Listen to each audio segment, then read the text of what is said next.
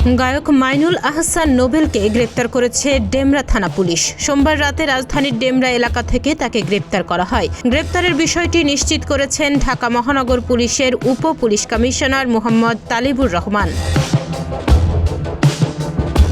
তিনি বলেন, গায়ক মাইনুল আহসান নোবেলকে গতকাল সোমবার রাতে ডেমরা এলাকা থেকে গ্রেপ্তার করেছে ডেমরা থানা পুলিশ। নোবেলের বিরুদ্ধে নারী নির্যাতনের মামলা রয়েছে বলেও জানান তালিবুর রহমান। এ ঘটনায় ডেমরা থানার পরিদর্শক মোহাম্মদ মুরাদ হোসেন জানান, এক নারীর ধর্ষণ, পর্নোগ্রাফি ও নির্যাতনের অভিযোগের দায়ের করা মামলার পরিপ্রেক্ষিতে রাত আনুমানিক 2টার দিকে সারুলিয়া থেকে পুলিশ তাকে গ্রেপ্তার করে।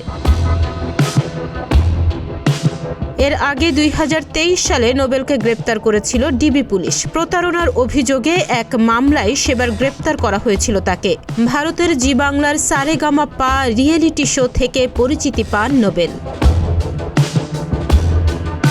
তাহনিয়া ইয়াসমিন, প্রতিদিনের বাংলাদেশ।